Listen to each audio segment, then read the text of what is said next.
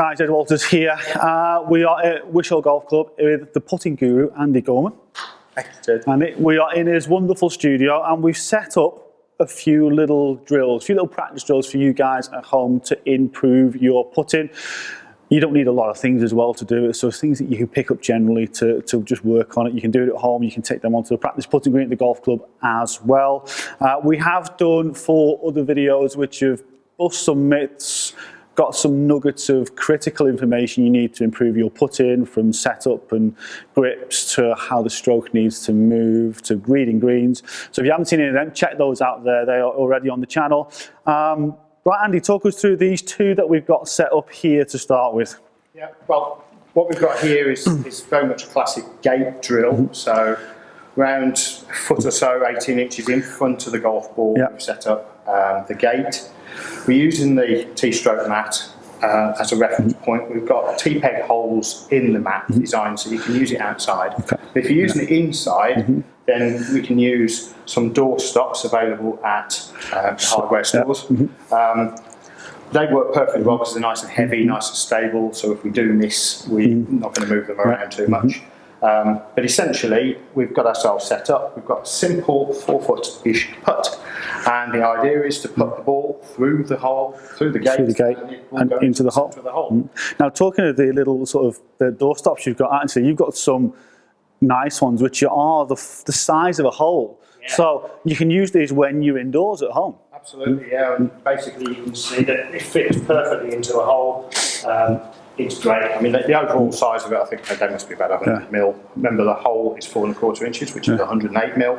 But with the rubber surround to the top of it, around that works perfectly well for us to practice, and this works great. I mean, indoors as well. We don't put holes in all of our greens because you can use that to aim, vary the aim. Yeah, definitely. That's the target. So we can keep things really simple. They're very cheap, by the way, so easy to work with. The idea is to deliver a square club face. As we've talked several times over the videos, we've mentioned square face. 90+% of the golf ball's starting direction is governed by face. The face is square. At impact, we're going to send the golf ball on its way down the target line. We can test that with the gate drill. We've got a 0.4 degree error built into the gate drill here. So not a lot of room for error. Tiny. As you can see from down the target line view there, it's, if I just move the ball out of the way there, you can have a look at it, you can see it's a fraction either side of the golf ball enough to get through. Yeah. But if we were to miss that fraction and hit either of those door stops, the chances of you holding the putt are diminished massively, especially from this distance. Well, actually, you could make an error on here. You could actually miss. You could miss going through the gate, but still hold this putt, because you can make several, couple of degrees of error and still hold. It'll be going in the inside edges. But actually, you'll hold putts around 15, 16 feet comfortably if you're getting through this gap.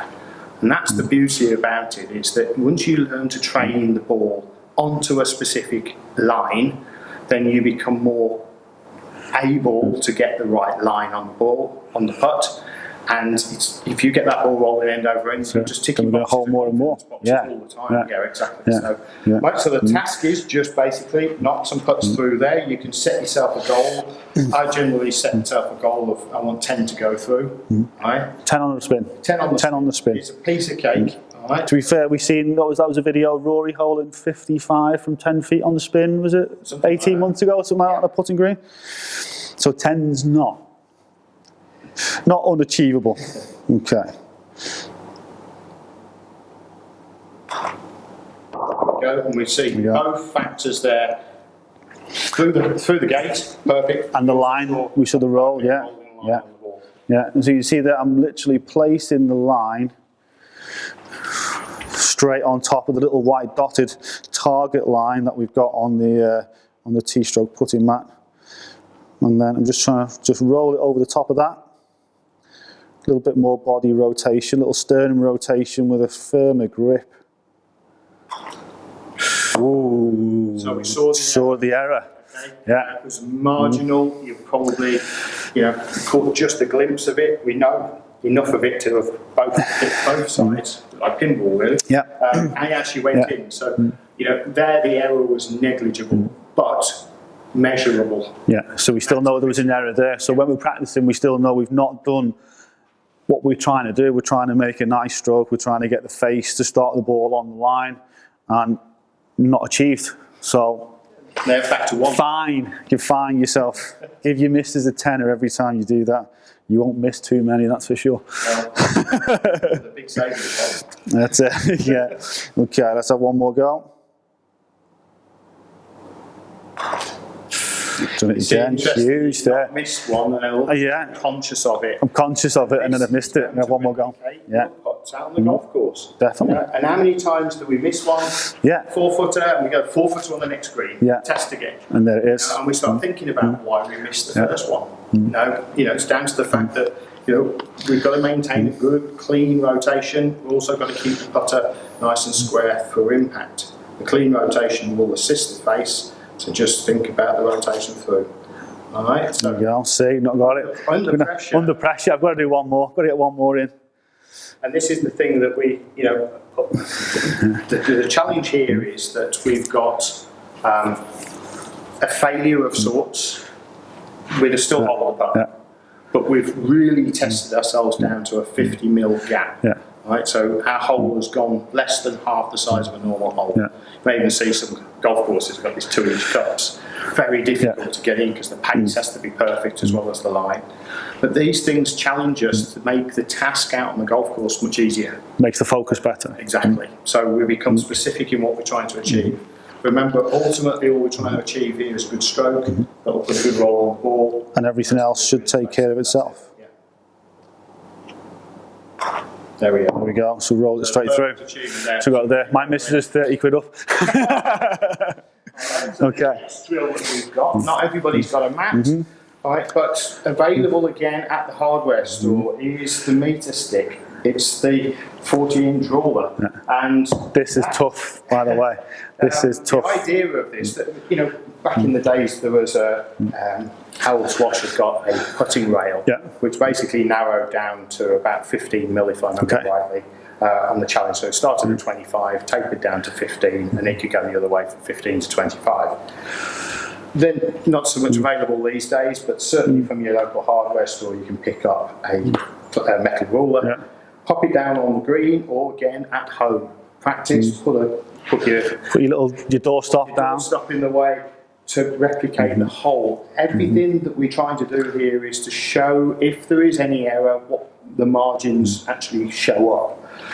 The idea of the stick is great because now we can actually see whether the face is square or not on the end of the ruler.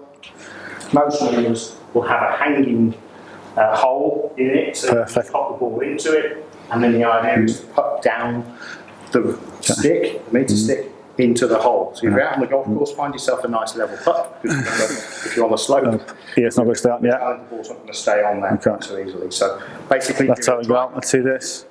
This is tough. I've had a little go of this before, and it is really difficult. Okay, so the confidence of a putter, of somebody who's just discovered some issues and secrets. Yeah. Ooh. There you go. Basically, there we are. We will probably have holed that part of those yet. That's the critical part. Yeah. But being critical means that actually this is a failure on our test. Yeah. So if we were being really critical, again, we maybe put 2 tees either side of that. Just to keep it rolling through. 50 mil again, give us a little bit more focus to go through. There you go. There we go. Like that. That's good. And again, it's one of those where I always remember a story about Johnny Wilkinson and his little his kicking setup, because he was not just picturing the goalpost, but he's picturing a section of the stand, and then he's turning that into a block and into somebody's face ultimately, and tries to kick the ball in their face. Yeah. So his margin of error is minute. So that's his target. Yeah. And he's got another target on the ball, and he's looking for a certain part of the lace on the shoe to strike a certain stitch on the ball. All those factors then that really hone him into becoming ultimately certainly one of the best kickers, one of the best kickers. And pressure kickers as well. When it really counted, he could rely on everything that he'd focused on. No fluke then England's finest hour was based off his laces. Boot, if I remember rightly. Definitely. So yes, ultimately very, very clever. But simple again, we're going through routine. So the idea here is that you get into a routine as well. There's that one's going off the edge as well. So I'm going to give you a little routine to work on, Jay. Okay. So we've lined the ball up to the target. Yeah. All right, I want you to now position the putter directly behind the ball, so we've now aligned the face up to the ball. Now I want you to position your feet, so we're now getting your body into place relative to the putter and the ball. Yeah. And then from there, make your stroke. There we go. Perfect. So the idea of that is the only thing that's in control of the golf ball is the face. So what I've noticed, and I've left it right to the very end, so that we can, the last thing you'll go away with is your routine, is setting the ball up down the target line, positioning the putter relative to the target line, and the body relative to the putter, rather than assuming our feet somewhere close to the golf ball, so that's one not have a ball. And then set the putter in behind it. The putter to the ball from where our feet are, which would then potentially be in a slightly different position each time. Yeah. If we put the putt down behind the ball, and then we can get our hands on and our feet in position, we're guaranteeing the same consistency of setup each and every time. So we find then that significantly the sweet spots are much closer, the strikes are much closer to the sweet spot. And again, that's one thing that probably everybody out there would subconsciously maybe have some sort of routine they want to work on when it comes to getting the driver out, or hitting a bunker shot, or hitting a fairway wood, or a 7-iron into a green. But yeah, again, when it comes down to the important bit, the nitty gritty, everything just goes out the window. Certainly when it comes to consistency that I've noticed amongst all the players that I've worked with at every facet of the game, is that those that struggle for consistency are generally the ones planting their feet first relative to the golf ball, and haven't, although it will be reasonably close, haven't actually specifically positioned the golf club to the ball and then built their stance around the only constant, which is the position of the golf ball. So, you know, this is one way of doing it with your putting, but really it's transferable into every facet of the game. So we're keeping a constant, consistent routine based on every shot. So putting is not different than anything else. Exactly. Okay, and then one more which we talked about a little, which taken a little bit of what we've just done there into a little bit of a test, little killer.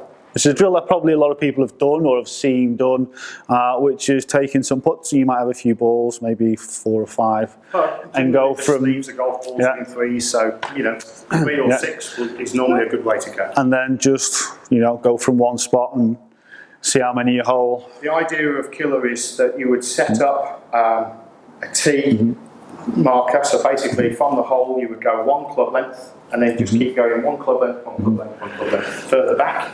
Start at the 1 club length and hole the putt. If you miss the putt, you lose the life on that ball. Hole the next one, you now take 5 balls back to the next hole. If you've holed the first one, take all 6 back to the next one.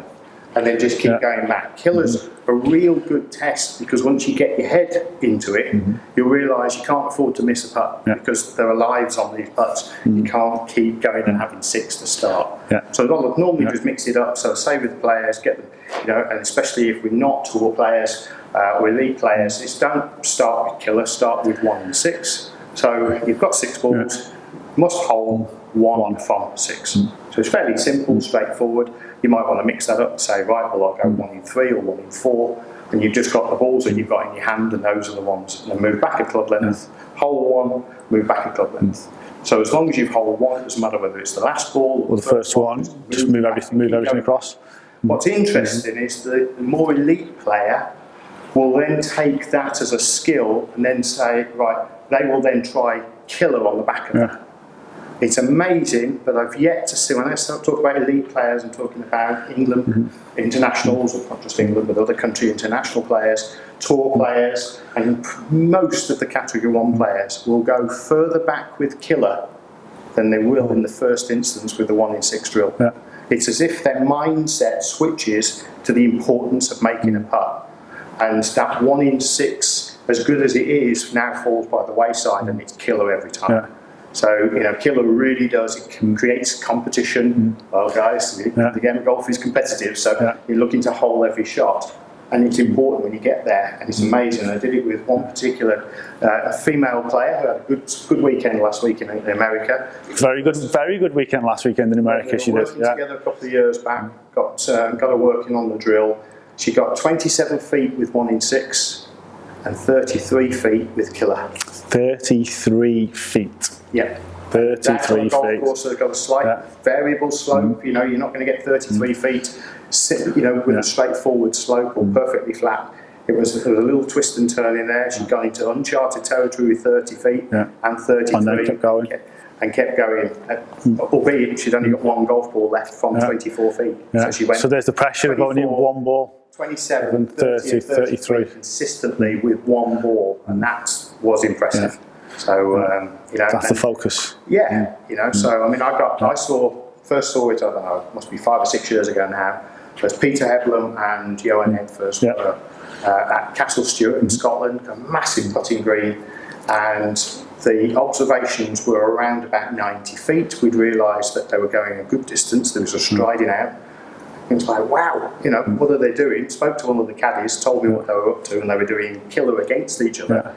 And I believe it was Johan Edfors that holed the 1 putt at around 106 feet, 105 feet, something like that. 105 feet. 105 feet, yeah. So 105 feet. So they're gone. It's what looked like a mile across the putting green, but both of them were so close each time, but actually hold it out, and they didn't move back unless they hold it. And that was the crazy thing about it. And you look at that 105 feet to roundabout from the middle of one of the greens at St Andrews because they're that big. But no, that's a huge amount. I mean, if you played a round of golf, potentially you wouldn't hole that much for every putt that you've holed. Every putt that all the putts that you hole, if you counted up the distance in feet of the ones that you knocked in the hole. I think they had some feet for that. So they were playing like a 1 in 3 or something like that, but they were holding. Awesome. They both kept going back as far as they could go, and as far as the eye could see at that distance. Yes, it was. I think we were running out of flat surface of the green. To be honest, it was no big slope that we were about to go. Brilliant. Brilliant. You can mix up putting. This is the great thing about it. Putting needs to be fun. I'm not going to make any bones about the fact that it's a very small target, and you may find that you miss more than you hole in the early stages, but you should be able to hole more than you miss, and especially in training. You keep training simple, but make it challenging. Right? Simple as in short distances, scoring zones. You can score down 10 feet. Those are the shots that you're going to need to enhance your scores. If you can chip to 10 feet and give yourself a fighting chance for a par, or a bogey save, or even a birdie opportunity on a par 5, then you'll see your scores coming down. But if you can knock 10-foot putts in consistently, all of a sudden, you will see some pretty impressive numbers on your scorecard. See some major improvements. Big change in handicap, and confidence as well. You enjoy yourself more. At the end of the day, for most of you guys, this is your leisure time. You spend a lot of money on your leisure time, and spend a lot of the leisure time really frustrated and annoyed, and we really want to enjoy it. The better we get at this end of it, the more enjoyment you're going to have across the board. Then you can fix your driver and your iron play along there, because that'll just enhance everything that you do. But guys, thanks for watching. Big thanks to Andy for all the nuggets of information that he's provided over the videos. Make sure you check out all the videos in there, because there is in each video at least 2 pieces of information which will help you improve your putting, and that's just a cast iron guarantee if you take heed of it and get out there and put it into practice. Check out Andy's details are in the description below from his website. He's got a couple of great inventions which he's got in there. They're all available for you guys to get on there as well. One of them, the T-stroke, which is absolutely fantastic in terms of improving your stroke. All the details in the description below. Check out the social media as well, that's in there. Subscribe to the channel. Look forward to seeing you guys again next time. Thanks for watching. Thank you.